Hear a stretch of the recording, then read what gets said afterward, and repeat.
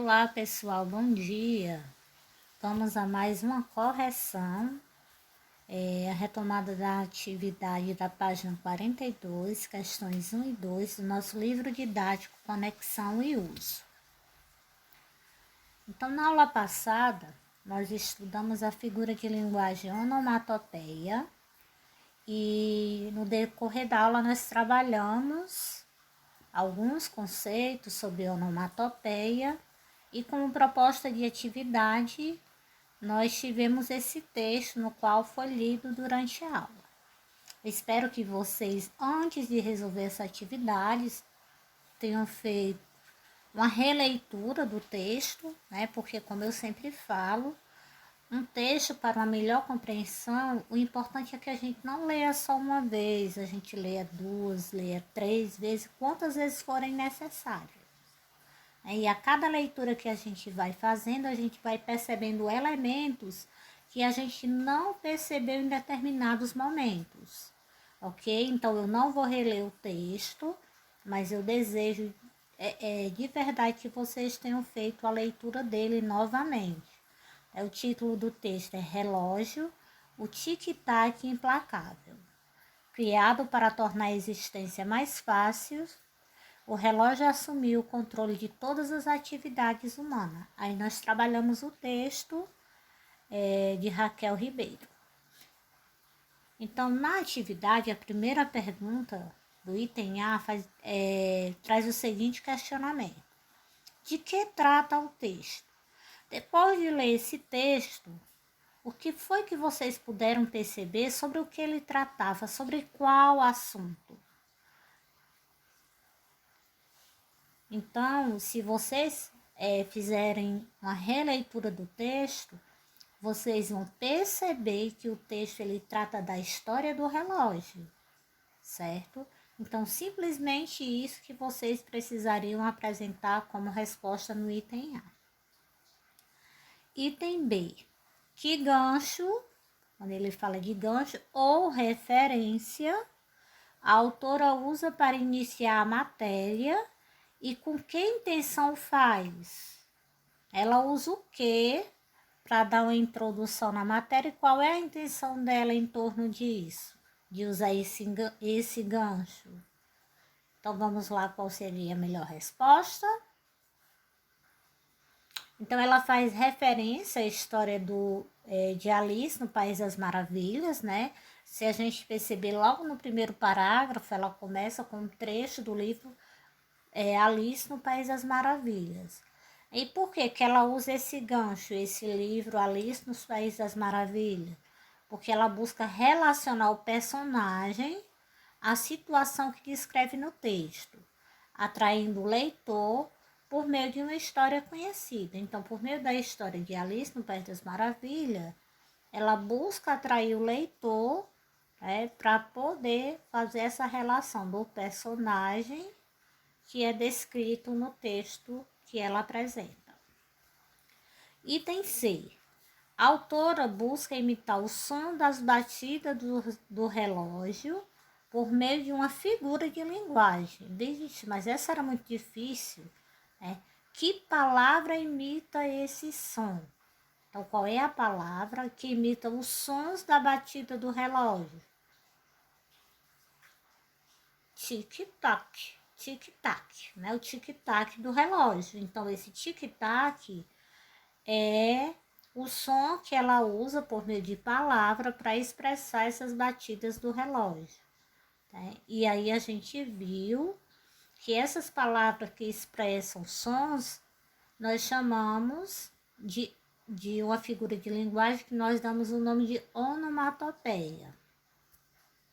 Então, voltando, né, para a gente relembrar, a onomatopeia é um dos recursos linguísticos para a formação de palavras e enriquecimento do léxico.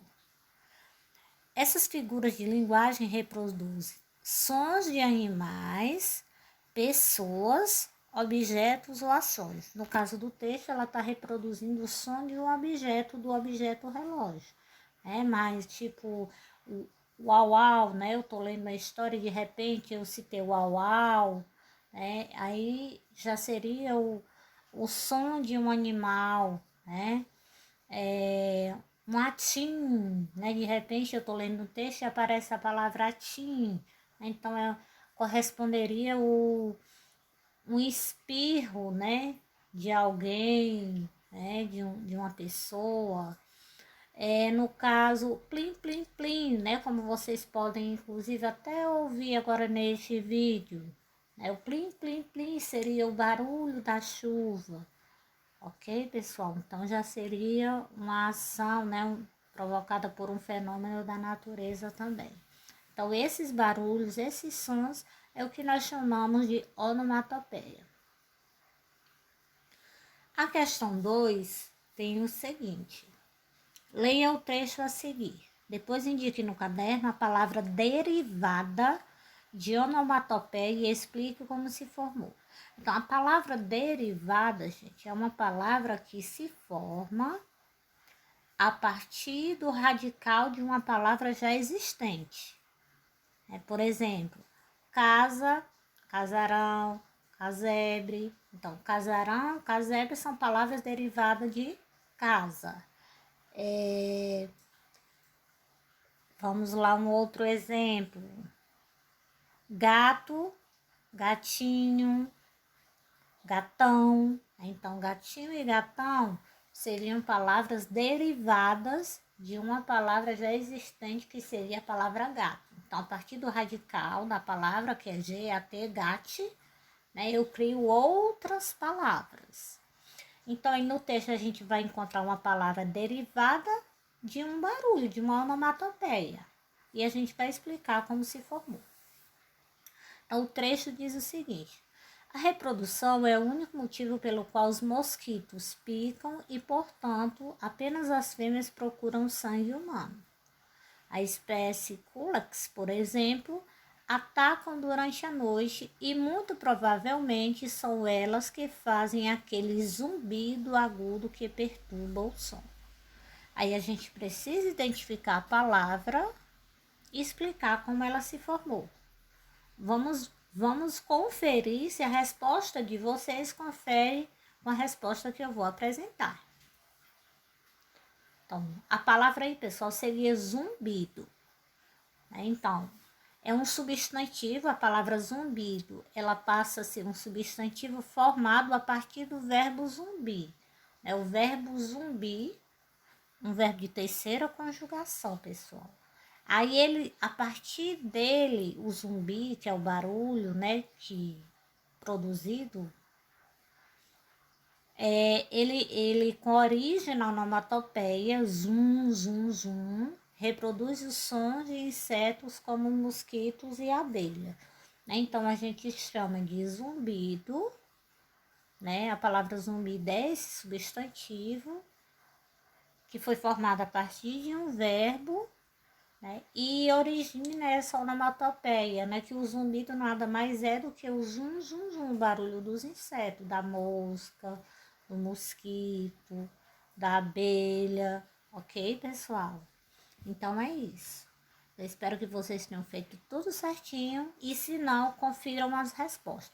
Não precisam estar exatamente igual, mas precisa estar na mesma linha de raciocínio. Algumas sim, a gente não pode mudar. É exatamente o que eu trago aqui para vocês, ok? Muito obrigada. Um abraço.